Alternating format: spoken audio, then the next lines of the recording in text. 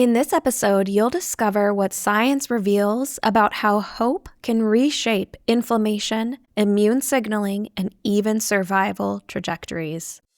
You've been told it's incurable, but here at Renegade Remission, we believe in rewriting the story. If you're facing a terminal or chronic illness, you are not alone. I'm Eleni Welch, certified nutritionist, and each week I share healing strategies and remission stories to help you take control of your health, feel better, and rediscover hope. Welcome back to Renegade Remission. By the end of this episode, you'll understand how a sense of purpose and future orientation alters stress hormones and inflammatory gene expression, learn why people with higher hope scores consistently show better immune regulation and disease outcomes, and hear a documented remission story where rediscovering meaning coincided with measurable physical stabilization. Stay with me until the end and I'll guide you through a simple hope activation practice that strengthens your healing process without forcing false positivity.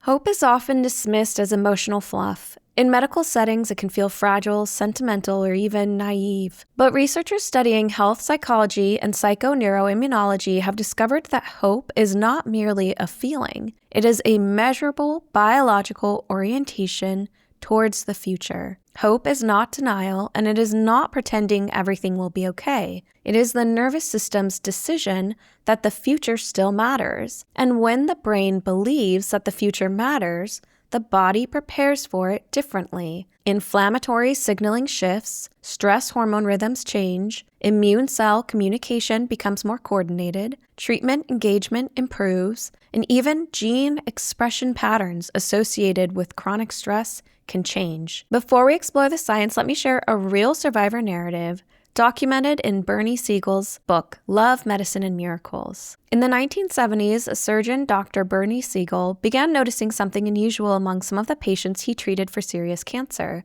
While many people understandably responded to a diagnosis with fear and withdrawal, a small number of patients seemed to move in a different direction. Instead of shutting down, they became more engaged with life. Siegel later referred to these individuals as exceptional cancer patients. One of the patients he describes in his book was a woman living with advanced cancer whose prognosis was uncertain. After receiving her diagnosis, she began searching for ways to cope with the emotional shock and fear that often accompanies serious illness. During this time, she started painting. Before her diagnosis, she had not considered herself an artist, but painting quickly became something she returned to every day. It gave her a way to express emotions that were difficult to put into words, and a way to focus her attention on something other than the illness itself. Many of her paintings contained imagery connected to healing and transformation. The activity became deeply meaningful to her, and she began looking forward to the time she spent creating. Rather than structuring her days around fear or medical appointments alone, she now had something that pulled her forward. Over time, painting became more than a coping strategy. It became a reason to engage with the future. She began planning additional projects and even imagined sharing her artwork with others. According to Siegel's account, during this period, her physicians observed something unexpected. Her disease stabilized. The cancer did not progress in the way that had initially been feared. Siegel does not claim that painting cured her illness. In fact, he repeatedly emphasizes that these cases cannot be explained by any single factor. For this woman, medical treatment continued, and many elements of a person's life can influence how disease unfolds. What stood out to him as a physician, however, was the change in how these patients related to life. When they reconnected with meaning, creativity, relationships, or purpose, their physiology often appeared to shift as well. Their lives no longer were solely organized around illness. They were organized around something worth living toward. Stories like this raise an important question. How could something as simple as reconnecting with meaning, in this case painting, influence the biology of illness? Researchers studying hope and expectation have begun uncovering several mechanisms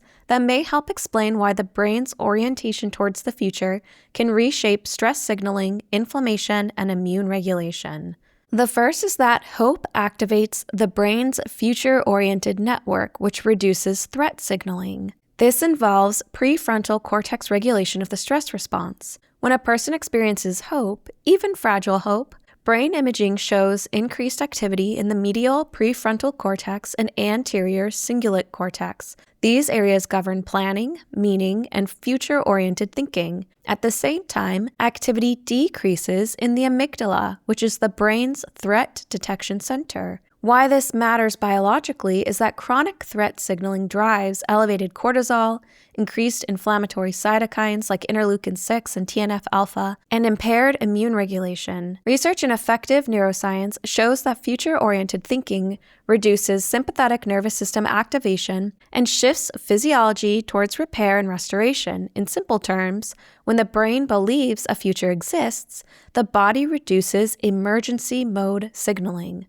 The second is the placebo expectation effect, proof that belief changes physiology. The placebo effect is one of the strongest demonstrations that expectation alters biology. This is not imaginary improvement, it is measurable physiological change. In pain studies, placebo treatments reduce pain by 30 to 60% on average. Brain imaging shows activation of endogenous opioid pathways, the same systems targeted by morphine. Parkinson's disease studies demonstrate increased dopamine release when patients expect improvement, even without active medication. Placebo responses also influence immune signaling, inflammation levels, fatigue perception, and treatment tolerance. This tells us that expectation modifies the biological terrain in which disease unfolds. It doesn't necessarily mean that belief can cure disease, but clearly hope functions as an internal signal telling our body to prepare to survive for the future.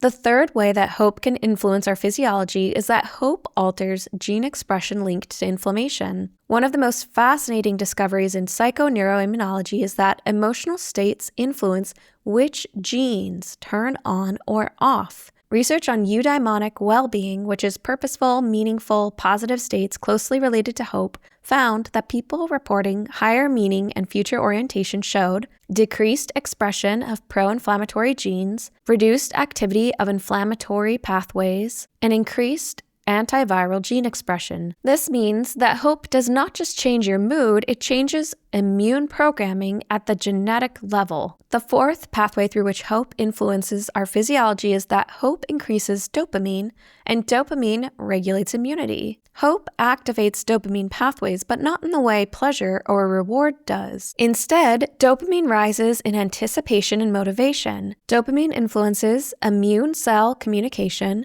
inflammatory signaling, fatigue perception, and movement and engagement. Low dopamine states correlate with withdrawal, reduced activity, and worsened immune function. Hope increases behavioral engagement, and engagement itself reduces inflammatory load. The fifth is that hope improves survival through behavioral cascades. Hope changes behavior patterns in ways that compound biologically. Large observational studies have shown that hopeful individuals are more likely to adhere to treatment plans, maintain social connection, eat more consistently and eat better, move their bodies gently and exercise, and seek support. These behavioral changes reduce systemic inflammation, stabilize metabolic signaling, and improve treatment tolerance. In other words, hope can initiate the cascade of behaviors that make healing sustainable. You do not need constant hope. Biology does not require that level of perfection. Even brief moments of future orientation can interrupt chronic stress signaling. It might be a single decision to plan something small, a conversation about what's going to happen next season,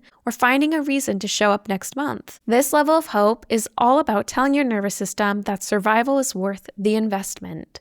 And now let's walk through a simple hope activation practice, a 5-step biological future orientation reset. This is not going to be about forcing optimism. It's about giving your nervous system evidence that tomorrow still exists and that it matters. The first is to schedule the future. When the brain stops making plans, stress circuitry can dominate, but planning activates the prefrontal cortex, which dampens amygdala-driven stress signaling. Here's what you can do. Choose one specific event within the next 2 to 4 weeks. It must be scheduled, not hypothetical. Put it on your calendar immediately. Some examples might be lunch with a friend, a haircut appointment, a class, a weekend outing, something that you can look forward to doing. Then say out loud, "I will be here for this." Your brain encodes these scheduled events as biologically relevant and helps your body plan for this future. The second thing we'll do is define one tiny forward action step. The target of this is the dopaminergic motivation circuits that counter the shutdown, stressed out state physiology. Research shows that hope involves agency thinking, which is the perception that you can take active steps forward or improve your future. Here's what you can do. Ask yourself, what is one action I can take this week that supports my body and its healing? Try and keep the action small, achievable in under 10 minutes, and within your current energy capacity. An example might be purchasing some healthy foods or supplements, taking a 5-minute walk, ordering a lab test that gives you some answers you're looking for, going to bed 20 minutes earlier one night. Keep this action simple and complete it within 72 hours. The completion of it is actually what matters most, and it matters more than scale because completion signals capability, and that capability fuels agency and hope. The third thing you can do is practice 2 minutes of guided future rehearsal. This strengthens neural circuits associated with participation rather than withdrawal. Set a timer for 2 minutes. Close your eyes and imagine you waking up on a day where your symptoms are lesser or more manageable. You attending a scheduled event, laughing, talking, or participating in life. Keep it realistic and believable. Imagine yourself being engaged in your life and your future. Neuroimaging shows that mental rehearsal like this activates the same motor and emotional circuits as real participation in those events. The fourth thing we'll do is interrupt that closed future language. This reduces chronic stress signaling triggered by catastrophic thought loops. Pay attention to phrases like, "What's the point? It's only going to get worse," or "I won't be here for that." If you catch yourself engaging in this sort of negative self-talk, don't try to replace it with forced positivity. Instead say, "I don't know what will happen, but today is not over." This keeps the future open, and an open future generates less inflammatory stress than a closed one. The fifth thing you can do is to borrow hope strategically. This is known as co-regulation and social buffering. It increases vagal tone and reduces isolation-driven stress. If your own internal hope feels absent or hard to access, use structured external input. Choose one thing that you can place your hope in, whether it's a specific survivor story you revisit weekly, a podcast episode that strengthens possibility, a friend who speaks hope over you, a practitioner who believes in your body's ability to heal, or a faith practice or scripture that feels supportive to you. Set a 5-minute timer, engage with that source, sit upright, and slow your exhale slightly while listening or reading or speaking with your hope source. Afterwards, write down one sentence that summarizes what resonated most with you in this moment, and keep that sentence visible for the day. Hope is not naive, it is adaptive. It signals to your body that the future matters enough to prepare for. You do not need to feel hopeful every minute of every day, but when hope does appear, even briefly, your physiology responds. And sometimes that shift is enough to change what happens next. In coming episodes, we'll speak more about hope, purpose, nutrition, and lifestyle changes for healing. So stay tuned for those, and as always, go be renegades.